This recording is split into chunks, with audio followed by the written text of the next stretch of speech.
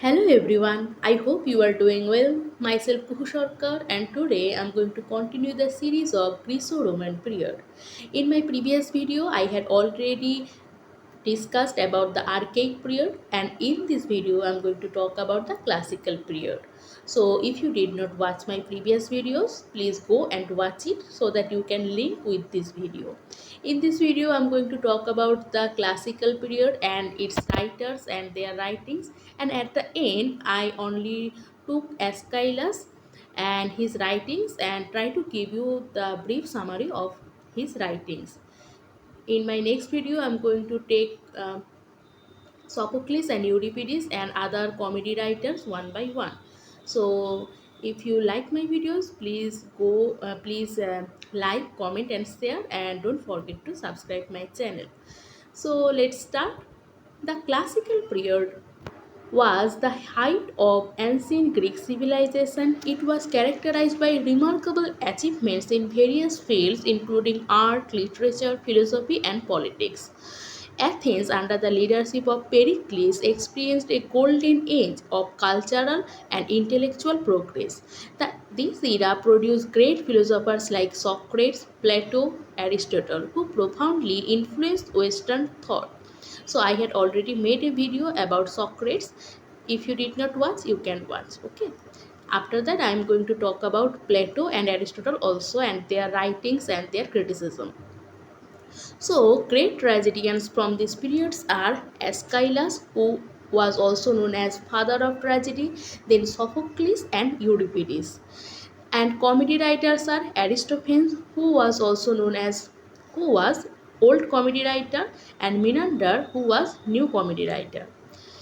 The Persian War, which fought between 499 from 449 BCE, were significant conflicts between the Greeks and Persian Empire, resulting in Greek victory and reinforcing Greek cultural identity. So, let's look about the genres from this period.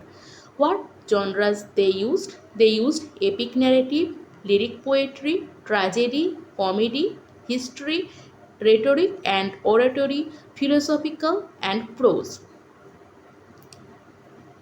Greek drama. Greek drama could be best described as both stylized with mask and chorus and part of religious celebration, performed in honor of god Dionysius. So it was performed in honor of god Dionysius and held competition named Dionysia. So it was held as a competition which named Dionysia.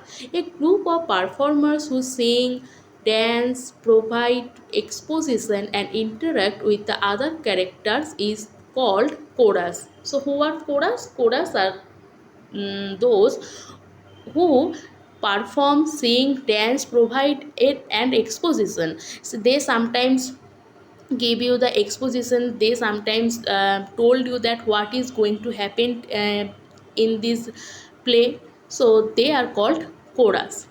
The structure of a Greek tragedy is generally built on five parts, so you have to know these parts. So uh, listen.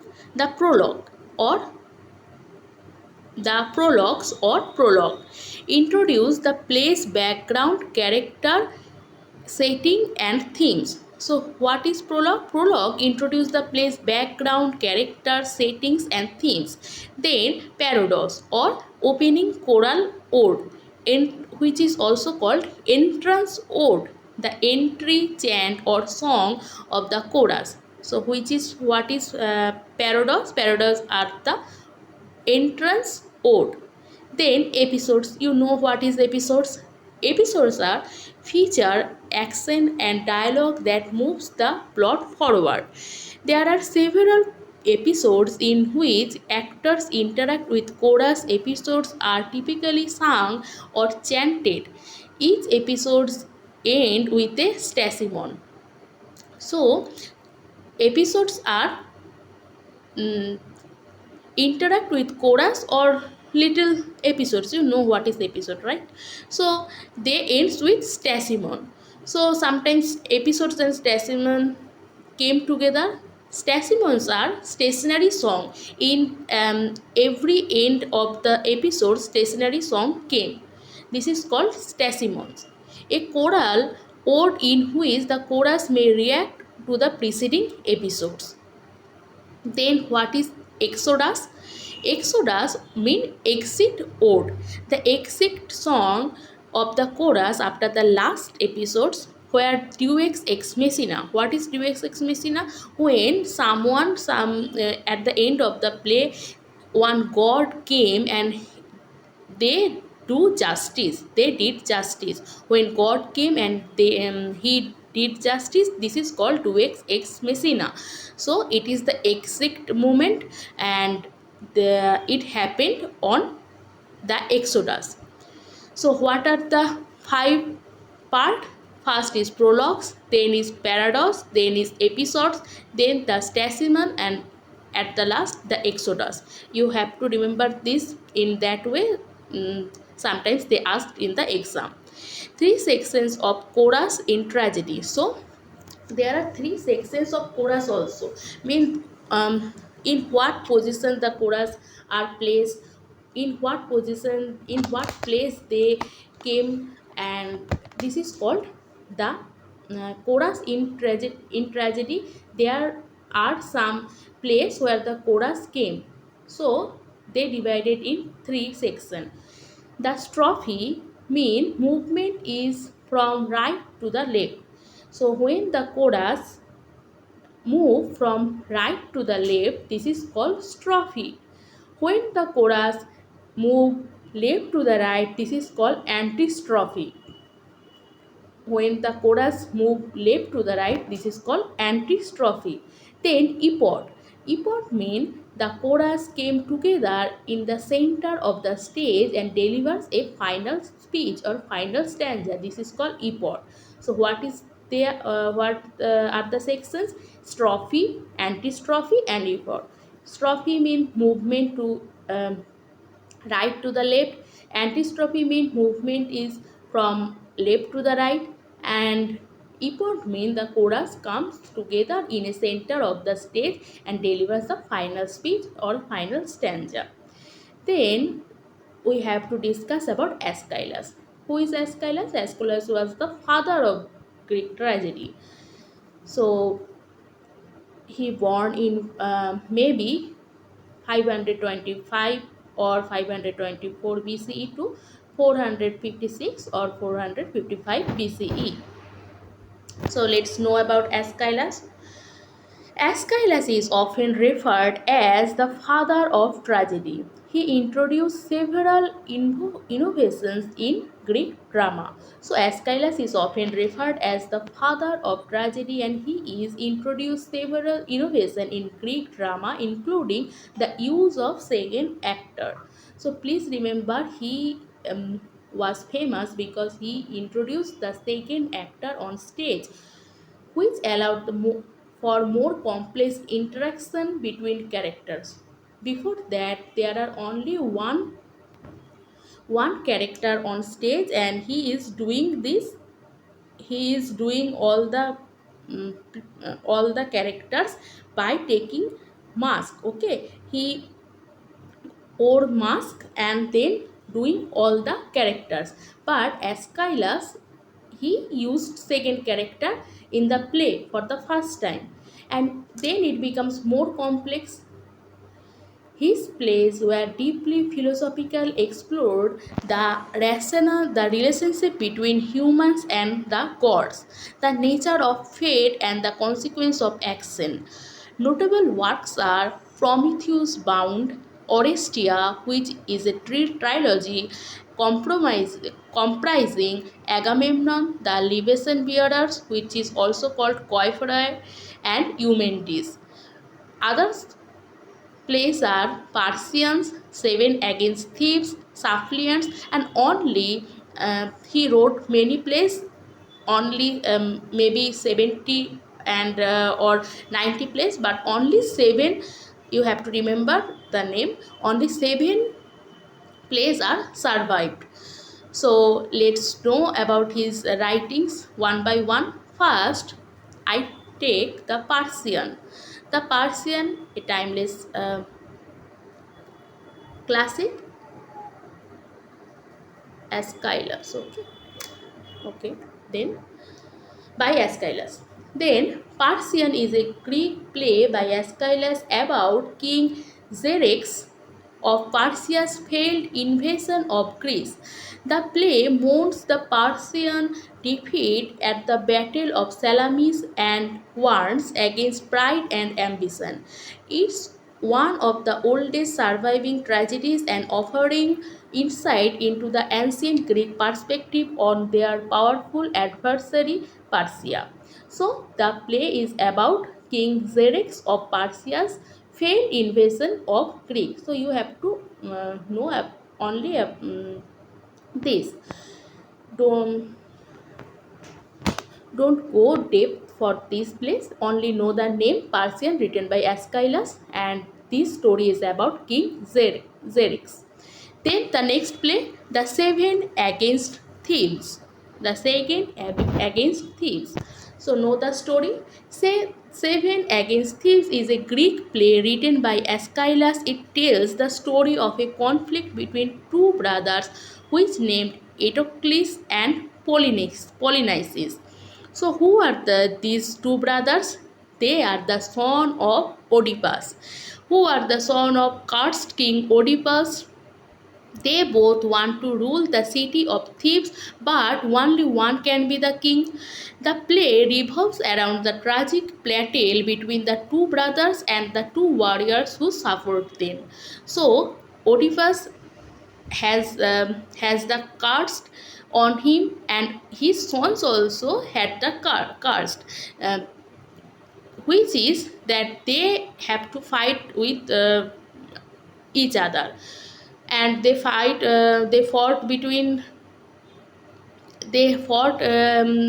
each other, and then they murdered each other, and the kingdom went to Creon. Okay, there you can say uncle. The play revolves around the tragic battle between the two brothers and the other warriors who support them. The city of Thebes is under siege, and the audience witnesses the devastating consequences of family rivalry and power struggles. The play explores theme of fate, destiny, destructive nature of human ambition. So the play is explores themes of fate, destiny, and destructive nature of human ambition. So, to know these stories are linked with each other. So, you have to know other stories to know other stories, right? To know these stories, you have to know the Oedipus stories, which is written by Sophocles and written by Aeschylus also. So, when I am going to talk about Sophocles, Oedipus Rex, you can understand the story. Then we come Aeschylus' famous writings, which are the Orestia trilogy. The Orestia trilogy, which the three plays of Orestia trilogy are: first is Agamemnon, then the libation bearers or Koiphoroi, and the third is Eumenides. So, the Orestia trilogy is a set of three Greek plays written by Aeschylus. It tells a dramatic, tragic story about cursed family of King Agamemnon and Queen Clytemnestra. So, know the story of Agamemnon first. Agamemnon. So, the first play of this trilogy is Agamemnon. So, who is Clytemnestra? Clytemnestra is the sister of Helen, daughter of Leda and the uh, god Zeus. So you know the poem about by W.B. Yeats, Leda and the Swan, which depicted the rape of Leda by the swan Zeus, who disguised as a swan. So Zeus seduced by Leda, and he tried to rape her, and what he did, he raped Leda, and Leda gave uh, to eggs, from which one is Helen and one is Clytemnestra. So you can say that one just destroyed the Troy and other destroyed Greece, because Clytemnestra killed her husband, which is Agamemnon. So let's know about the story. The story of Agamemnon is a crucial part of Oristria trilogy written by the ancient Greek playwright Aeschylus. It is depicted in the first play of the trilogy, aptly titled Agamemnon. The play begins with the homecoming of King Agamemnon to Argos after the end of Trojan War. So in my previous video, I gave you a brief summary of Trojan War, why the Trojan War happened. Here also I try to give you the summary, that you know that the prince of Troy, who is named Paris, he eloped with Helen, who was the queen of Greece, the wife of Minos. So when Paris came as a guest to Greece and he fell in love with Helen, and Helen also fell in love with him, they eloped, and it makes the husband Minos, and Minos very angry, and he requests his brother Agamemnon, who is the king of Greece, to take revenge, and they went to take revenge from Troy. And what happened at the beginning of the war? Agamemnon could not go to Troy because the goddess of sea was angry with Agamemnon, and she said that I want a bird. Bird means, you can say a bird, or you can say a virgin lady. So I want a bird to sacrifice for me, and after the sacrifice I can blow the wind. But before that, he just caught the wind. And first they took a bird, and they sacrificed to the god, to the goddess of sea. But she said that no, I am not happy with this. I want a bird, means a virgin woman or a virgin maid. And then Agamemnon, everyone said that your own daughter, which is named Iphigenia, was the virgin maid, and the god want her as a sacrifice to begin the war, or to get a good atmosphere. Agamemnon killed his daughter Euphigenia, and this make angry to his wife Clytemnestra. And for this reason, she took revenge from Agamemnon. So this is the background of the story. Let's know. The play begins with the homecoming of King Agamemnon to Argos after the end of Trojan War. Trojan War ended, and he came back to his kingdom Argos. Agamemnon is the victorious commander of Greek force, and he is accompanied with his concubine, the Protes, prophets Cassandra. Who is Cassandra? Cassandra was the sister of Paris and Hector. Cassandra was the priestess or daughter of Priam, and she was the princess of Troy. So she was the priestess, and she was dedicated to the god Apollo. But Apollo want to do sex with her, and she refused. She was dedicated to god Apollo, and she prayed for him. And when Apollo came, Apollo first gave him the wish that yes, you can be a prophet, and you can be a prophet. After that, he was seduced by, I cannot say seduced, he was enchanted by her beauty, and he said that I want to do sex with you. But Cassandra refused because she was a priestess. Then it makes Apollo angry, and he then cursed her that you be a prophet which I gave you, but your prophecy was not will not hurt by anyone. Anyone will not believe you. Anyone will not believe your prophecy. So this is the curse from god Apollo. So here also, when the Trojan War end and Agamemnon took all the women from Trojan, he took Cassandra as a concubine, and other women also he took as a prize. So here prophetess Cassandra said him already, that foretells him that the fate which is awaiting for him, but as the curse by Apollo, anyone never believe her. So Cassandra, who foretells the tragedy that awaits him in Argos, Agamemnon's wife, Queen Clytemnestra, welcomed him with apparent joy and celebration. So when Agamemnon came, his wife Queen Clytemnestra welcomed him with apparent joy and celebration. However, hidden beneath her facade is a deep-seated desire for revenge. Before the Trojan War, Agamemnon had sacrificed their daughter Iphigenia to the goddess to secure a favorable wind for the Greek fleet.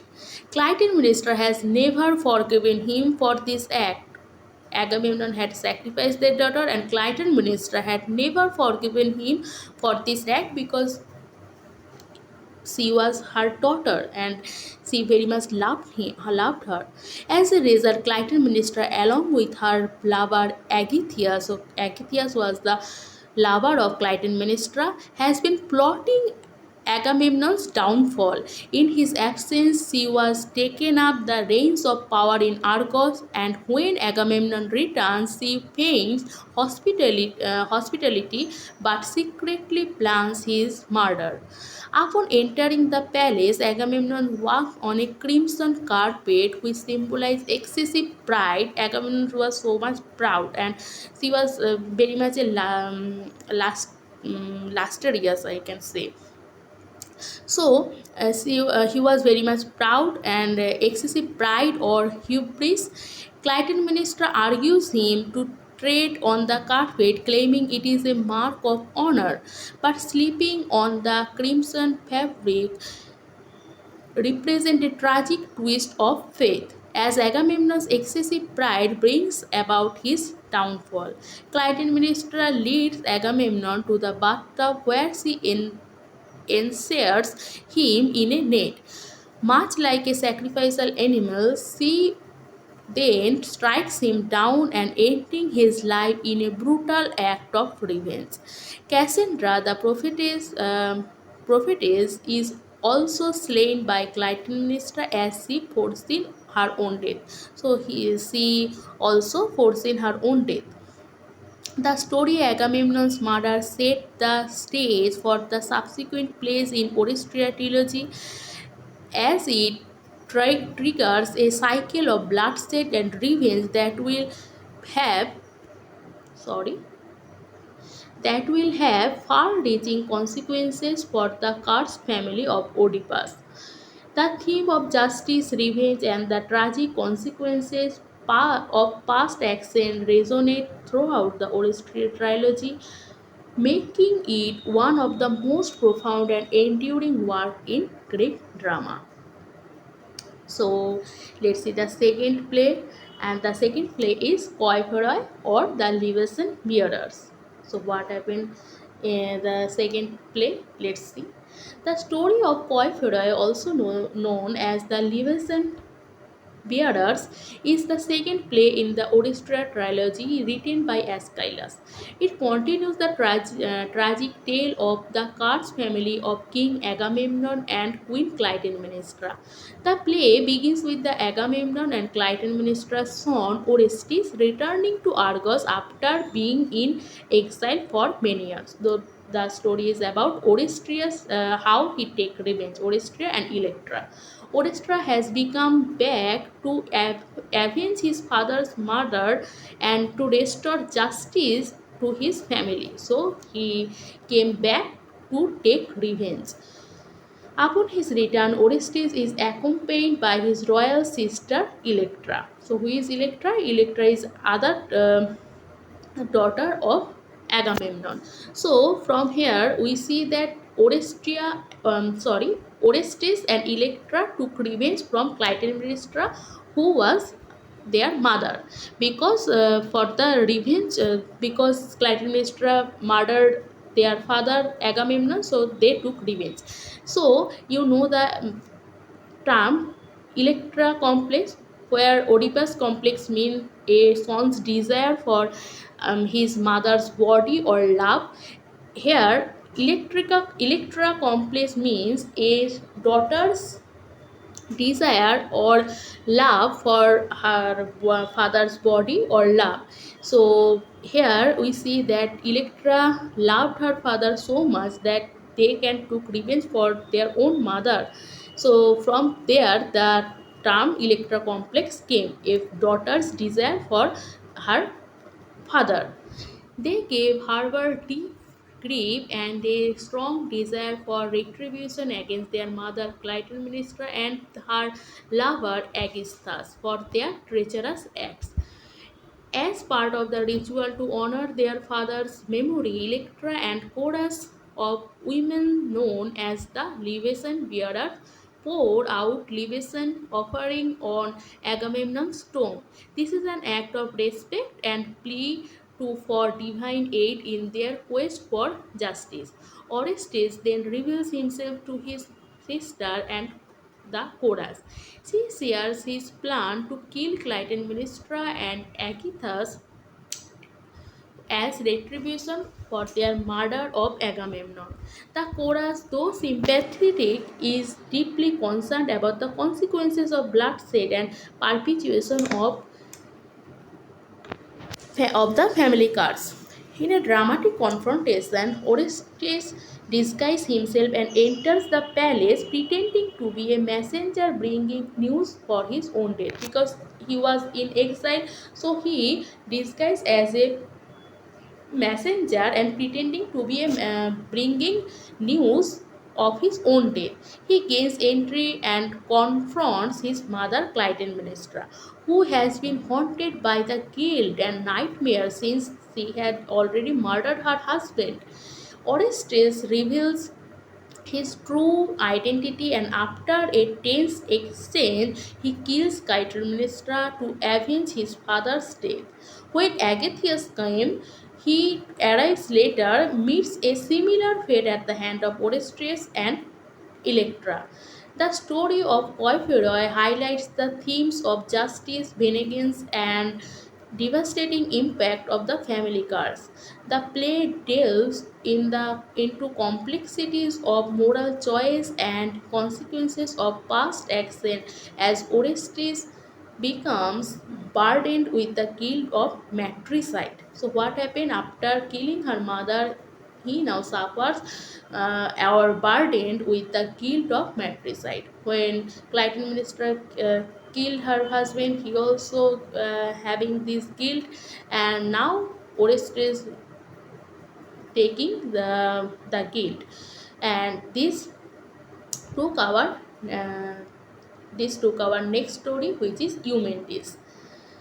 So let's see. With the murder of Clytemnestra and Aegisthus, Porphyry sets the stage for the final play in the Orestria trilogy, the Eumendes, where Orestes must face a trial for his action and seek the resolution of his family's tragic curse. So let's see about Eumendes, the last play of the trilogy. The story of Eumendes, also known as Furies, is the play in the Orestria trilogy. So Eumendes also known as Furies. The libation bearers also known as the Poiphoroi. Please note down the name, because you can expect this type of questions from the exam to the exam. Okay, so is the play in the Orestria trilogy written by Aeschylus. It concludes the dramatic and tragic tale of the cursed family of King Agamemnon and Queen Clytemnestra. So, what happened? After Orestes avenged his father's murder by killing his mother Clytemnestra, he is tormented by the ancient goddesses of vengeance known as Furies. So now he is tormented by Furies. These fearsome and relentless spirits, you can see the picture how they are tormenting him. These fearsome and relentless spirits represent the avenging anger of the family's ancestral curse. The play begins with Orestes seeking refuge in the temple of goddess Athena in Athens. He is desperate for deliverance from the relentless pursuits of the Furies, who tormented him with their bloodthirsty demands for justice because he killed his mother. Inside the temple, Orestes and Furies engage in a fierce confrontation as Furies demand vengeance for the matricide and threaten to haunt him forever. Orestes is torn between his duty and avenge his father's death and the guilt he feels for killing his own mother. Athena, the wise and just goddess, appears to mediate the conflict. She proposes a trial to decide Orestes' fate and presided over a jury of Athenian citizens. The trial would determine whether Orestes is guilty of matricide or not. During the trial, both Orestes and Furies present their cases and passionately arguing their positions. Athena cast the deciding vote and acquitting Orestes of the crime of matricide.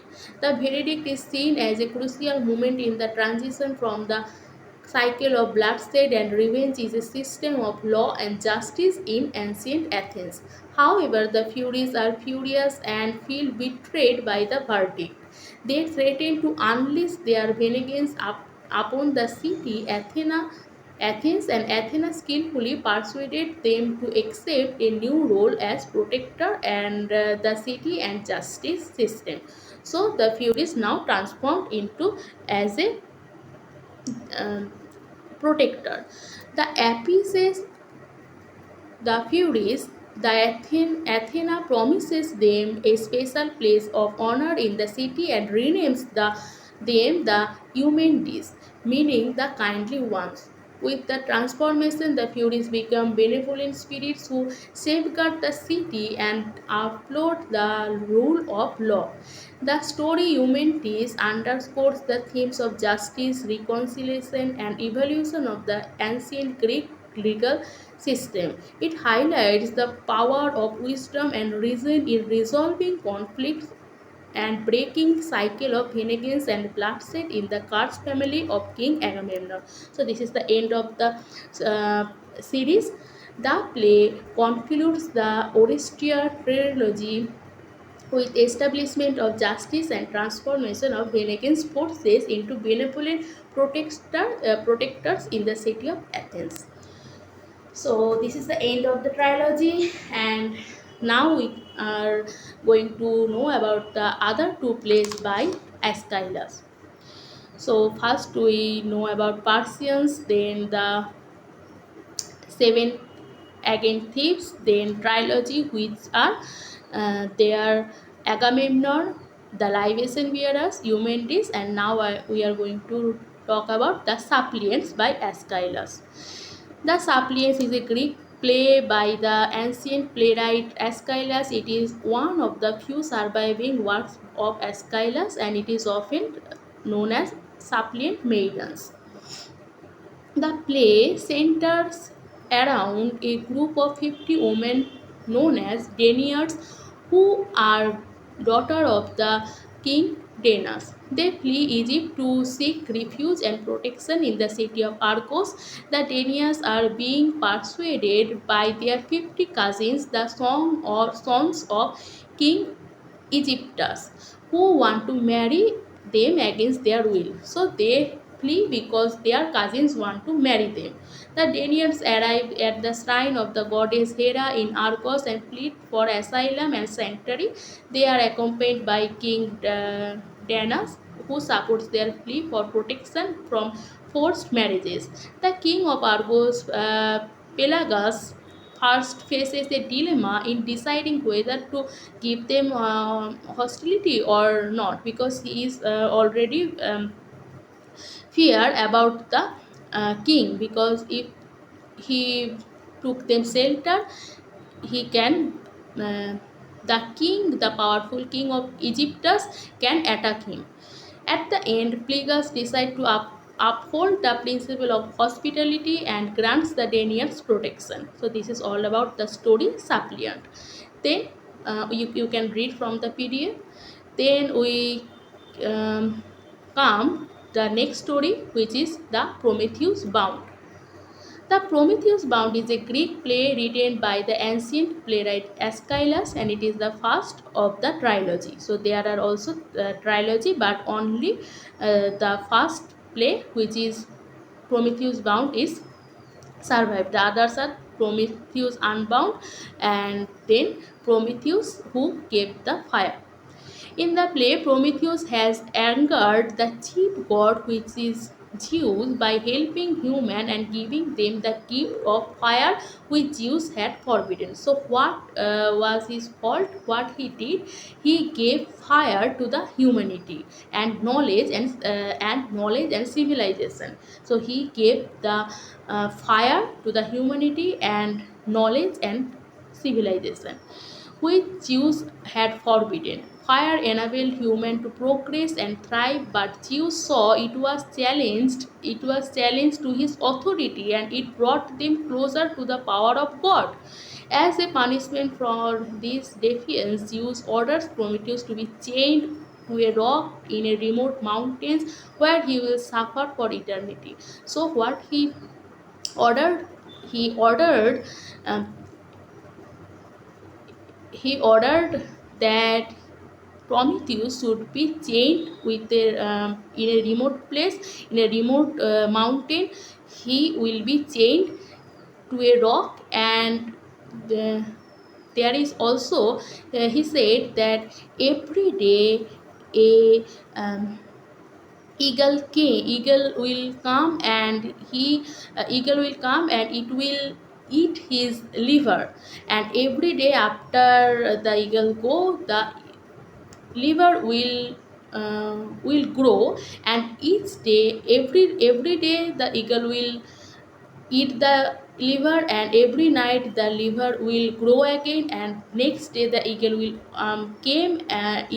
come and eat the liver. So this is brutal. This is a brutal punishment which God Zeus gave him. Despite his suffering, Prometheus remained. So you can see in the picture that how the liver of Prometheus was eaten by the eagle. Despite his suffering, Prometheus remained defiant and unyielding, and he refused to beg forgiveness or to reveal a secret that could lead Zeus' downfall. He proudly proclaims his love for humanity and his commitment to their well-being, and even in the face of his suffering. The play Prometheus Bound explores themes of rebellion and the power of knowledge and struggle between divine authority and the rights of individuals.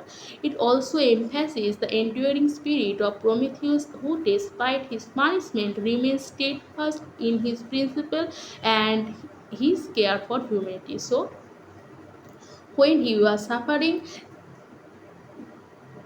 as a punishment of his defiance, Zeus ordered Prometheus to be chained on the rock, and where he will suffer for eternity. During his torment, Prometheus is visited by several characters, several gods, including Oceanids, nymph of Ocean, and a cursed princess, Hermes, the messenger of God. They said that you can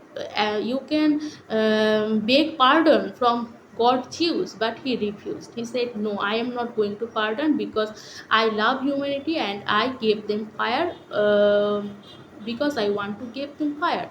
So I am not going to apologize for my action.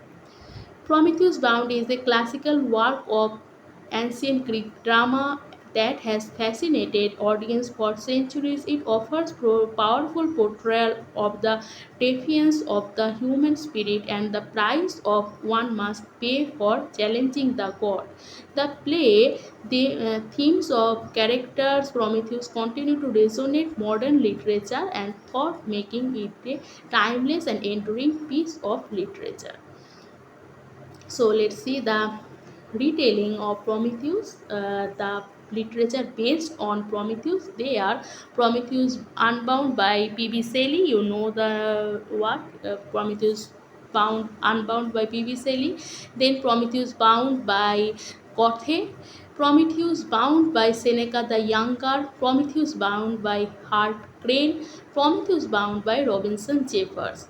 Then there are other writings which based on other works of Aeschylus. They are Orestria by Ted Hughes, Agamemnon's Daughter by Howard Fast, The Bacchae by Olsoenka, The Flies by Jean-Paul Sartre. So this question also came in the last exam of net. So there are other retellings or other writings based on these Aeschylus work. You can check it and please write on the comment section. So thank you for giving your time, and if you like my video and like my teaching, I'm not saying it is a teaching, but if you like my way of teaching, please like, comment and share. It will encourage me to make more videos like this. And if you want this video with full of pictures, you can join my Telegram channel. I will share the link in the description box, and I will share the PDF after finishing the whole series. Okay, so thank you for giving your time. Bye.